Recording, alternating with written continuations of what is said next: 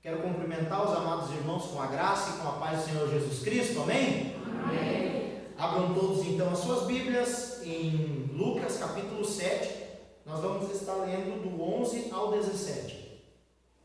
Lucas 7, do 11 ao 17. O filho da viúva de Naim é ressuscitado. Este é o título ou subtítulo que tem na minha Bíblia, mas o título desse sermão é Não Chores. É a frase que Jesus diz para essa mãe que está indo sepultar o seu filho.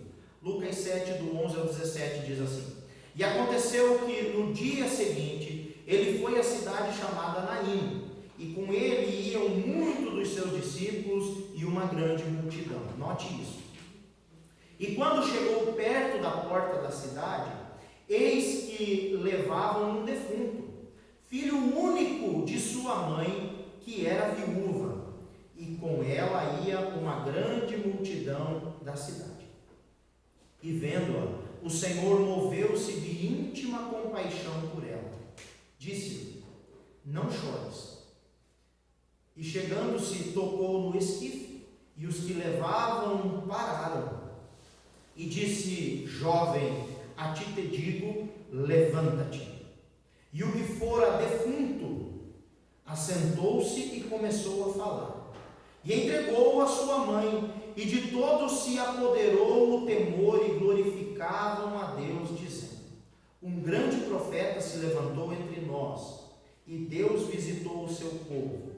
E correu dele esta fama por toda a Judéia e por toda a terra circunvizinha. Amém?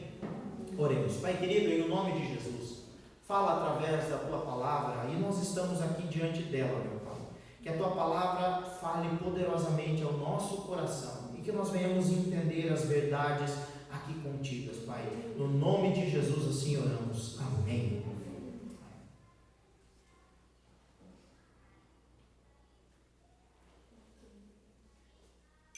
Como eu disse, o título desse sermão é Não Chores. Essa é a palavra, a frase proferida por Jesus Cristo para uma mãe, uma mulher viúva, uma mãe de um único filho que está indo enterrar o seu próprio filho. Qual é o contexto de tudo isso aqui?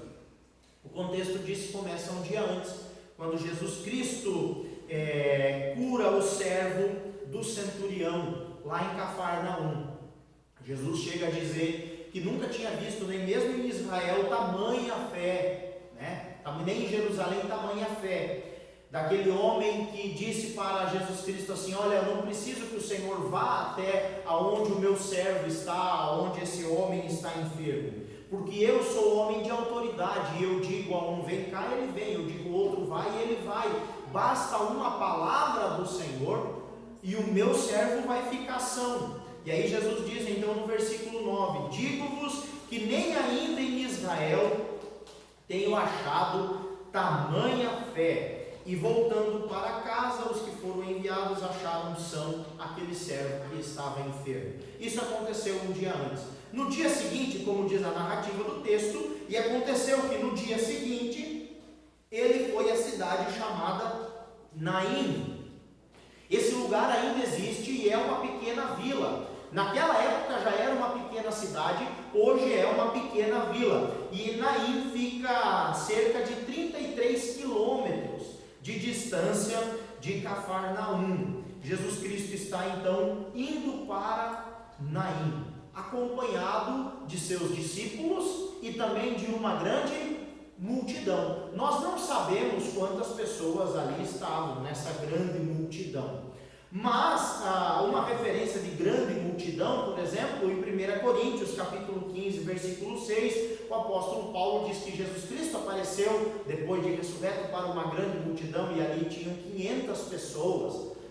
Ele alimentou uma grande multidão, e o número daquelas pessoas passava de 5.000 tranquilamente. Então nós não sabemos o número exato de quanto era uma grande multidão, qual era a proporção, mas eram bastante pessoas que estavam indo com Jesus, maravilhados. Isso que nós precisamos notar em primeiro lugar. Essas pessoas estavam maravilhados porque viram Jesus operando grandes sinais e maravilhas. Essa multidão que acompanhava o Senhor era uma multidão polvorosa, alegre, feliz, conversadora, uma multidão que ia conversando e celebrando porque estava junto com Jesus Cristo. Mas note que existe um contraste. Ao chegar na cidade ou próximo da cidade, vem saindo outra multidão. E qual é o contraste dessas duas multidões?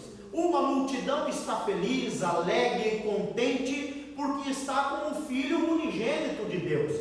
A outra multidão está triste, está chorosa, está deprimida, porque puxando o carro à frente de todos, digamos assim, vai uma viúva abatida, com o coração despedaçado, porque ali, logo atrás dela, ou próximo a ela, está o filho sobre um esquife. O que é um esquife? É um caixão sem tampa, é um caixão aberto. Isso é um esquife. Imagine só, meus queridos irmãos, já é triste, você que já passou por isso, você que já foi em algum funeral, como eu fiz aquela pergunta, você que já teve essa experiência negativa, você sabe quão ruim é quando você chega no cemitério e precisa ali baixar numa cova aquele ente querido que está dentro de um caixão. Talvez não há hora mais triste, a não ser a hora de fechar a tampa do caixão. Mas aquela mãe, por todo o caminho, ela está vendo o corpo do filho envolto em panos sobre aquele esquife.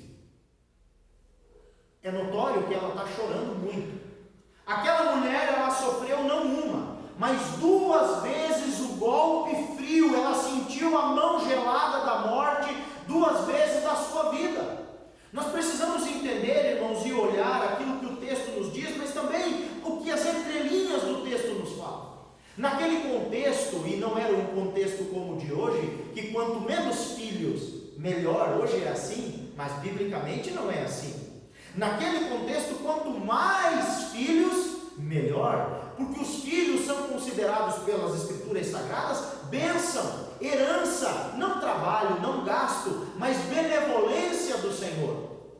Quem não lembra da serva Ana, que chorava e orava compulsivamente, já não tinha mais palavras, ela só gesticulava no templo, a ponto de Eli pensar que ela estava embriagada, e tudo que ela queria era filho, dai-me um filho. E ela teve mais do que um, depois da palavra do Senhor. As mulheres desejavam ter filhos. O casamento, o fruto do casamento, de um casamento bem sucedido, eram os filhos. Quando essa mulher se casou, é óbvio que o desejo do coração dela era de ser mãe. Veja que o primeiro golpe, o primeiro grande golpe que essa mulher recebe é a perda do seu companheiro. E isso nos faz pensar, como é que nós estamos tratando os nossos cônjuges? Você, homem, que está aqui na igreja e que me assiste, como você tem tratado a sua esposa? Você, mulher, que está aqui na igreja ou que me assiste, como é que você tem tratado o seu esposo, o seu marido? Nós precisamos entender que as pessoas, infelizmente, não são eternas, e que elas entram na nossa vida e em um determinado momento, sem que a gente saiba, sem que a gente espere, sem que a gente planeje, o Senhor Jesus recolhe os seus filhos. O Senhor Jesus recolhe. E essa mulher experimentou esse gosto amargo de ter ficado sem o marido. Volte à cultura da época. Uma cultura onde a mulher, ela não era tão empoderada, ou nada empoderada, como é hoje. Onde era uma vergonha e uma desonra ser viúva. E provavelmente por ela não ter casado de novo, ela já era uma pessoa de avançada idade.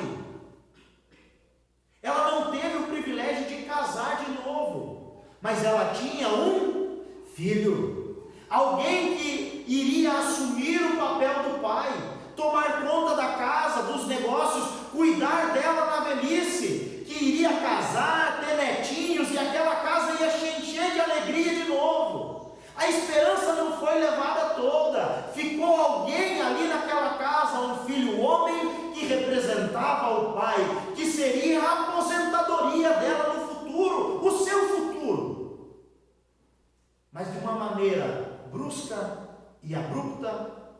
aquele menino, aquele jovem, como diz a Escritura, também foi tomado de sua mãe. E agora nós vemos esse contraste de duas multidões, uma multidão feliz e alegre, polvorosa com Jesus Cristo, indo para Naim, e na entrada da cidade vem saindo outra multidão, triste, cabisbaixa, enlutada, com uma senhora que perdeu o marido e agora perdeu o seu filho único também, indo em direção ao cemitério. E esse contexto todo se dá nesse choque, nessa fusão das duas multidões. A multidão triste, acompanhada pela morte, e a multidão feliz, sendo guiada pela vida. Quais são então as lições que nós podemos tirar desse texto? Em primeiro lugar, Jesus Cristo viu aquela mãe. Jesus Cristo viu aquela mulher. A primeira lição que eu quero falar para você, meu irmão, é que Jesus Cristo vê você. Você não está escondido aos olhos do Senhor. Jesus Cristo olhou aquela multidão. E isso aqui eu quero chamar a sua atenção. Que daquela multidão que estava com Cristo, os discípulos e a multidão, somente Cristo viu a mãe. Apesar que podemos dizer que a grande maioria, se todos, não sei, mas que a maioria sofria junto com aquela mulher, chorava junto com aquela mulher, lamentava junto com aquela mulher, o Rei dos Reis olhou e viu aquela que era a mãe. Jesus Cristo vê você, aonde é que você estiver, em qualquer lugar, o Senhor Jesus Cristo sabe aonde exatamente você está. Ele sabe exatamente aonde você está, e as multidões não são capazes de te esconder, ou as multidões não são capazes de desviar o foco do olhar de Cristo para a sua vida. Cristo sabe exatamente aonde você está. Amém. Nós devemos olhar e ver o que o salmista Davi nos fala no Salmo 139. Senhor, Tu me sondas e me conheces. Sabe quando eu me assento e sabe também quando eu me levanto. De longe conhece inclusive os meus pensamentos. Observa o meu andar e o meu deitar e conhece todos os meus caminhos. A palavra ainda nem me chegou aos lábios e o Senhor já conhece toda. Tu me cercas por dentro e por fora, de todos os lados põe a tua mão sobre mim. Tal conhecimento é maravilhoso demais para mim. Para onde me ausentarei do teu espírito? E aí ele começa os questionamentos. Para onde que eu vou fugir? Se eu fugir, para onde que eu vou fugir da sua face? Se eu subo aos céus, lá estás. Mas se eu faço a minha cama no mais profundo abismo, lá estás também. Se eu tomo as asas da alvorada e me detenho nos confins da terra, até ali a tua mão me guiará e a tua mão me deita e me sustenta. Se eu digo as trevas me encobrirão, com certeza até as trevas são como o sol ao meio-dia diante da tua face. Não tem para onde fugir dos olhos do Senhor. O que eu quero dizer para você nesse primeiro ponto é que não importa o que você esteja passando, não existe dificuldade alguma, sofrimento algum, tribulação alguma que seja capaz de ofuscar os olhos de Deus, que seja capaz de te esconder dos olhos do Senhor, da visão do Senhor. Você é alvo da visão do Senhor. Nós precisamos ter essa certeza no nosso coração e dar graças a Deus por isso. Irmãos, o salmista continua no salmo e diz: o Senhor viu, quando eu ainda era apenas uma substância, os meus ossos não tinham sido formados no ventre da minha mãe, e o Senhor já me observava. Meu irmão, você é um projeto de Deus. Foi o Senhor quem projetou você, do jeito que você é, a cor do cabelo que você tem, a cor do olho que você tem, a tonalidade da pele que você tem, a estrutura que você tem, o tamanho que você tem. É o Senhor quem definiu você, meu querido irmão. Você não é uma obra do acaso, mas você é alguém gerado por Deus, um um Pai misericordioso que nunca tira os olhos dos seus filhos. Nunca tira. Irmãos, eu vou dizer para vocês, o pai humano falha.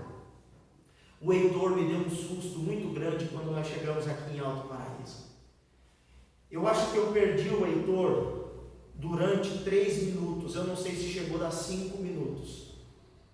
Nós fomos em uma loja que vende cosméticos, e o Heitor entrou junto com a Grace na loja, e eu fiquei cuidando do Estevão. O Estevão era bebezinho de colo ainda. Eu fiquei cuidando do Estevão no carro, e o Heitor foi junto com a Grace. E a minha esposa se distraiu. Por uma fração de segundo, ela se distraiu. E o Heitor atravessou a rua e foi em direção a uma loja de brinquedo. Quando a Grace saiu da loja, ela chegou para mim e falou: o Heitor está no carro? Eu falei: não, o Heitor estava contigo, eu estou com o Estevão. Irmãos, que eu olho, eu vi só o chinelinho do Heitor, já me passou o filme na cabeça, raptaram o meu filho. Roubaram o meu filho e ficou só o chinelo dele para trás. Eu não sabia o que eu fazia, irmãos. Eu entrei dentro do mercado, a Grace foi no outro mercado, e quando eu saí de dentro do primeiro mercado, eu olhei os cachinhos dele, atrás de uma caixa, que estavam cheias de bola e boia, e aqueles macarrão para brincar na piscina. Eu falei: é meu filho. Eu saí correndo com o Estevão no braço, e com o Heitor eu peguei. Irmãos, o pai humano pode perder o filho de vista. O Senhor fala na sua palavra que uma mãe pode se esquecer do filho que ainda mama, mas Deus não se esquece de nós. Não existe aonde nós estivermos, aonde você estiver, meu querido irmão, os olhos do Senhor estão sobre você. Lembra de Jonas? No ventre do peixe, nas profundezas do abismo, Jonas chega a usar a palavra inferno. Ele diz que ele desceu até os fundamentos da terra, e de lá de dentro Deus ouviu a voz de Jonas e respondeu a sua oração. O salmista diz que quando nós esperamos com paciência pelo Senhor e oramos a Ele, Ele se inclina ao nosso favor, Ele dá atenção à nossa voz. Saiba, meu querido irmão, que você não está sozinho. Jesus Cristo sabe aonde exatamente você está. Mas em segunda lição que nós vemos no versículo 13, veja aí, a primeira é a parte A do versículo: e vendo-a. A segunda lição que nós temos ainda no versículo 13 é a parte B do versículo. Jesus se move de intensa compaixão. O Senhor moveu-se de íntima compaixão por ela. O Senhor não apenas sabe exatamente aonde nós estamos, mas Ele também vai em direção aonde nós estamos. O Senhor não apenas, Ele sabe o que você está passando, mas Ele se importa com aquilo que você está passando. Uma coisa é você olhar para alguém que está necessitado e sentir pena. Outra coisa, meu querido irmão, é você sentir misericórdia, é você sentir compaixão. Quando você se compadece, você diz: ai, coitadinho, pobrezinho, está com fome. Não, quando você se compadece, você diz: pobrezinho, está com fome, eu vou dividir o que eu tenho. Ele está precisando, eu vou comprar alguma coisa e vou ajudar ele. Eu vou tirar ele dessa situação, mesmo que eu não consiga fazer tudo, mas algo eu vou fazer. Sentir compaixão não é apenas sentir pena, é se mover em direção àquela pessoa. Em segundo lugar, meu querido irmão, Jesus se move em nossa direção. Jesus se move e com íntima compaixão a nosso favor. Veja, aquela mulher não pediu nada, mas Jesus sabia que ela precisava. Uma coisa é você sentir pena, como eu falei, outra completamente diferente é você sentir compaixão e misericórdia.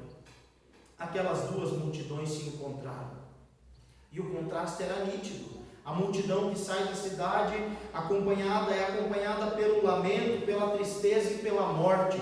A multidão que vem chegando é acompanhada por risos e alegria. A multidão que sai de Naim leva consigo uma viúva, e agora uma mãe que está indo enterrar o seu filho único.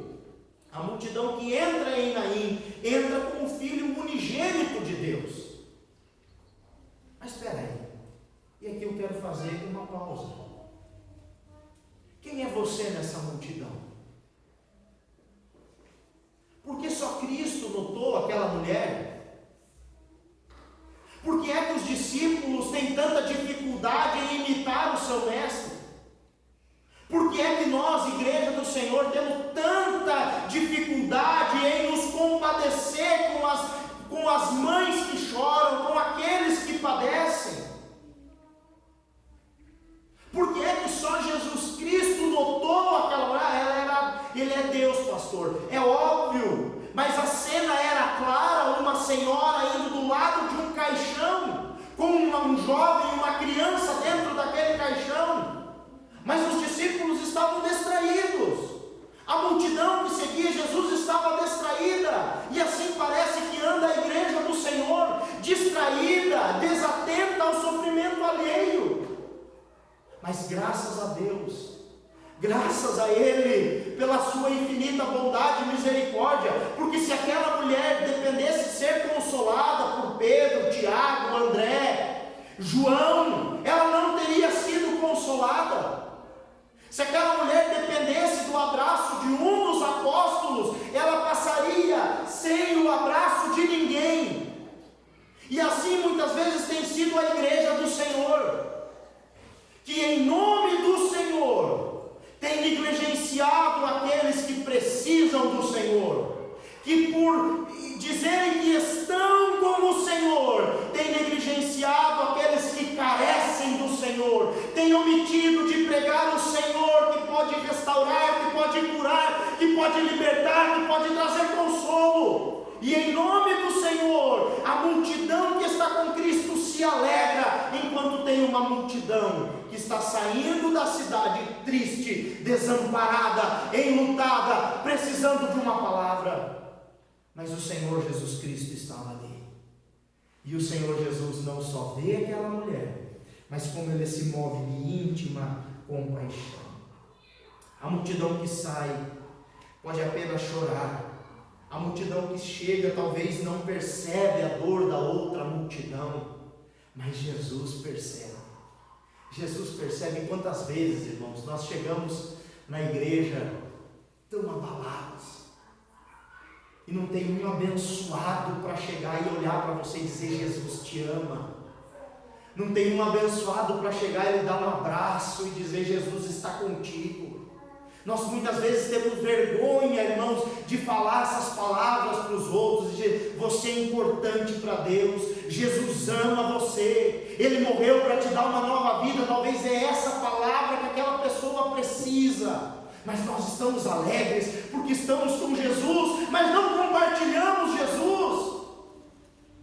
Jesus não veio, o Espírito Santo não é apenas para ser sentido de maneira individual, ele foi derramado em uma maneira plural. A igreja precisa sentir, a igreja precisa celebrar, todos precisam ser tocados pela presença do Espírito Santo. E talvez você chegue em algum ambiente e aí ninguém nem te cumprimentar te cumprimenta, mas você escuta Jesus falando. Às vezes é desatenção mesmo, o pastor não está atento, os irmãos não estão atentos, cada um tem o seu problema, né? Cada um tem as suas lutas, mas saiba, meu querido irmão, que Jesus Cristo sabe o que você está passando. Jesus Cristo, Ele se movimenta em seu favor com íntima compaixão. Jesus sentiu a dor daquela mãe. Jesus sentiu. Ele se move com amor e misericórdia em direção daquele coração despedaçado. Agora o interessante é a palavra que ele diz. Ele se compadece de você nas suas lutas e na sua dor. Mas muitas vezes a palavra dele não vai fazer sentido, porque nós queremos analisar o agir do Senhor de maneira humana. O que era mais natural para aquela mulher estar fazendo naquele momento? Chorar. Chorar. Ela tinha que chorar. Jesus, então, em terceiro lugar, é poderoso para enxugar todas as nossas lágrimas. Ainda a parte C do versículo 13. E disse-lhe: não chores. Não chores. Eu e você devemos concordar que não existe coerência nenhuma. Não existe lógica nessa frase. Humanamente falando, foi uma incoerência o que Jesus disse. Remonte o quadro mais uma vez. Uma mulher, provavelmente idosa, que numa altura da vida perdeu o marido. Essa mulher tinha apenas o seu filho, filho único. E agora ela está com esse jovem, enrolado em panos, dentro de um tablado de madeira, sem a tampa. É isso que é um esquife, um caixão aberto. As pessoas estão chorando ao redor dela, se compadecendo dela. O que é que essa mãe poderia fazer se não chorar? A ordem lógica da situação seria: o filho está com a mãe dentro do esquife, sim ou não? A ordem natural que nós julgamos é que os filhos enterrem os seus pais, e não vice-versa. Que os pais enterrem os seus filhos. Irmão, só de pensar numa coisa dessa, eu fico despedaçado. Só em pensar em uma atrocidade dessa, em algo desse, de eu ter que viver isso um dia na minha vida. Porque a ordem natural é de que os pais vão primeiro, e não de que os filhos. Ninguém quer enterrar um filho, mas aquela mulher está vivendo essa situação, indo para sepultar o seu próprio filho. Chorar é o único conforto que lhe resta. Chorar é a válvula de escape para aquela mulher não morrer também. Ela precisa botar para fora, ela precisa chorar. E aí Jesus Cristo chega para ela e diz o quê? Não chores. Não chores. Nós devemos notar também aqui que não é qualquer pessoa que dá essa ordem. Se fosse eu ou você chegando para uma pessoa que perdeu o seu filho e dizer não chore, você está pedindo para ouvir uma resposta bem grossa dessa pessoa. Mas é Jesus Cristo, é Deus. E se Ele está falando não chores, é porque tem um motivo. Tem um motivo. Ele chegou para ela e disse: não chores. Esse menino seria o primeiro dos 3 que Jesus ressuscitou no seu ministério. Jesus ressuscitou esse jovem, foi o primeiro, o filho da viúva de Naim. Veja que talvez não eram pessoas extremamente importantes, porque nós não sabemos o nome da mulher e muito menos o nome do jovem. Depois Jesus ressuscitou a filha de Jairo, e por último Jesus ressuscitou Lázaro, seu amigo.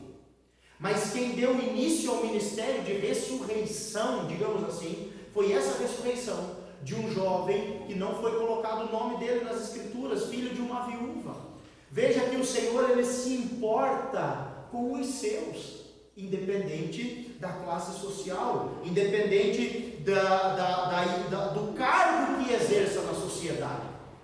Jesus se importa com os seus. Jesus então ressuscitou o menino.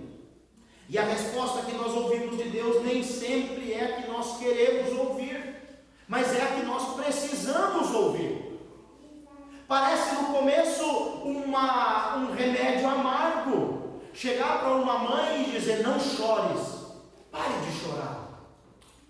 Imagine isso se fosse você. Parece que é um remédio amargo, mas não. Na verdade, aquilo Jesus sabia que iria transformar em festa. Ele disse: não chores, pois tem todo o poder para estancar as nossas lágrimas. Salmos 30, versículo 10 diz assim: ouve, Senhor, e tem compaixão de mim. Sê tu, Senhor, o meu auxílio. Tornaste o meu pranto em dança alegre. Tiraste o meu pano de saco e me cingiste de alegria. Jesus é poderoso para trazer você de um cenário de morte e luto, de choro, para um cenário de festa e alegria. Ele consegue fazer isso.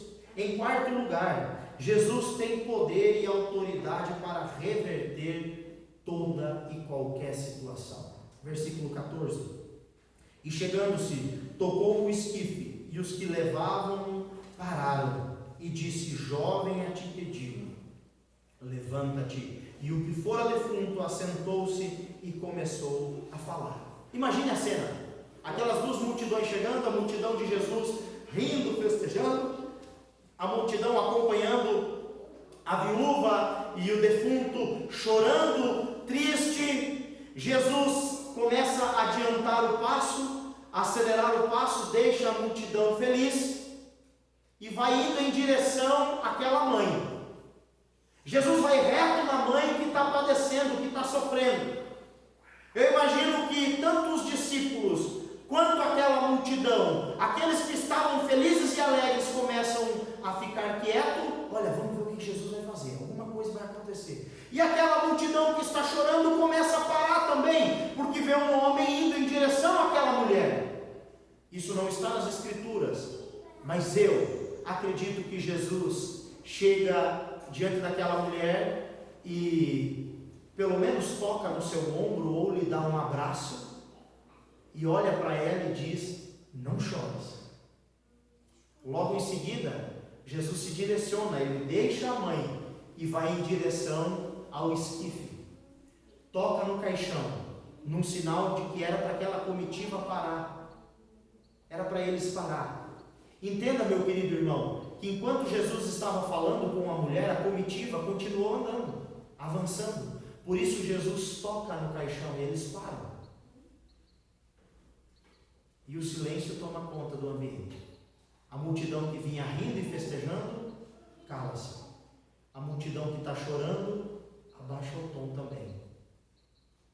E toda aquela sinfonia, aquele coral, misturando choro e risos, é substituído por um canto solo da voz de Jesus Cristo. Jesus Cristo aqui não pede por favor, Jesus Cristo não pede com licença, mas como sendo o autor da vida, ele dá uma ordem. Ele diz: jovem, assim eu te digo, levanta-te. Jovem, eu te digo, levanta-te. E como rei que é, como Senhor que é, como soberano que é, aquele jovem imediatamente voltou. A morte bateu em retirada e a vida tomou conta daquele menino, assim como no Éden o fôlego de vida, o ruach do Senhor entrou naquele jovem e ele pôs-se de pé e começou a falar. O que é que aquele jovem fala, a Bíblia não nos diz, mas mais uma vez eu imagino a cena. Eu imagino aquele jovem sendo tirado da sua mãe de uma forma abrupta. E ele talvez estava falando alguma coisa, conversando alguma coisa, mas quando de repente ele morre e ele não termina de falar o que estava falando. E assim é, meus queridos. Assim é, a gente romantiza demais a morte. E você acha talvez que vai dar tempo de pagar todas as dívidas, de se despedir de todo mundo, de falar que você ama todos os seus filhos, e sempre que amanhã você vai ter outra chance, e às vezes você não vai ter. Vai ser de uma maneira rápida, imprevisível. E talvez foi assim que aconteceu. E por isso aquele jovem, quando volta à vida, ele continua a falar. Talvez ele volta na mesma frase que ele falou, ele não entende o que está acontecendo. Mas Jesus Cristo deu uma ordem, e Ele é o único capaz de fazer reverter toda e qualquer situação. Jesus pode reverter essa situação que você está vivendo, essa tristeza que você está vivendo, essa situação de choro, luta e angústia. Ele tem poder e basta uma palavra do Senhor Jesus. Uma palavra, nada é impossível para Ele. Em quinto e último lugar, Jesus então entregou a sua mãe, versículo 15, restituição. O Senhor Jesus é poderoso para entrar com uma provisão e restituição. Não existe nada que Ele não possa fazer. Por isso agora, talvez para aquela mulher fez sentido a frase de Jesus: não chores, não chores. Eu imagino, irmãos, que agora o contraste das duas multidões é um só. Não tem mais alegria e choro. Agora o contraste é da glória de Deus. O contraste é a Shekinah de Deus. É a presença real de Deus. A Bíblia diz aqui nos versículos 16 e 17 que se apoderou deles o temor do Senhor, e todos, aquela multidão que estava com Jesus e aquela multidão que estava com a mulher, glorificavam a Deus, atemorizados diante da glória de Deus. É isso que o agir de Deus faz na nossa vida, é isso que o agir de Deus faz em nós. Ele gera em nós temor e glórias a Deus. Por isso que nós devemos estar firmes, obedecendo a ordem e a palavra do Senhor. Pode não fazer sentido o que o Senhor está falando, ministrando no seu coração, mas quando se cumprir, você vai saber que aquilo que Ele falou fazia todo sentido. Fazia todo sentido. Não tem sentido dizer para uma mãe não chorar no enterro do seu filho. Para nós não tem, mas para Jesus tinha sentido, porque Ele sabia que aquele jovem iria ressuscitar. Ele sabia que Ele tem poder sobre a morte. Por isso Ele disse para aquela mãe: não chores, não chores. O que Deus faz é para nos aproximar dEle. O que Deus ainda irá fazer na sua vida, meu irmão, vai te surpreender e gerar temor e louvor a Deus. Entenda que o que Deus fez ali, não só abençoou aquela mulher, não só Ele deu vida para aquele jovem, e uma coisa que nós não temos nem palavras para dizer, mas Jesus gerou no coração daquele povo, tanto da multidão que lhe acompanhava, dos seus discípulos e daquela multidão, temor e louvor a Deus. Seja grato a Deus pelo que Ele tem feito na sua vida. Agradeça a Deus pelo que Ele tem feito na sua vida. Não seja bobo. Reconcilie-se com o Senhor. Não seja tolo. Reconcilie-se com aquela pessoa que talvez por uma besteirinha você brigou. Nós não sabemos o dia de amanhã. Nós não sabemos o que vai acontecer no amanhã. Eu não sei o que você está passando na sua vida, mas eu tenho plena convicção e certeza que Jesus Cristo sabe aonde você está. Jesus Cristo se move em compaixão em direção a você. Jesus Cristo tem uma palavra especial para a sua vida, e que não existe nada nesse mundo que Ele não possa fazer. Amém? Vamos nos colocar de pé e orar, encerrando esse momento. Pai querido e amado, nós te louvamos e bendizemos o teu nome. Te agradecemos, ó Deus, pela exposição da tua palavra. Que a tua palavra, meu Deus, não venha cair no vazio, mas que ela encontre terreno fértil no nosso coração e que produza frutos para a eternidade. Assim nós oramos em nome do Pai, do Filho e do Espírito Santo de Deus. Amém.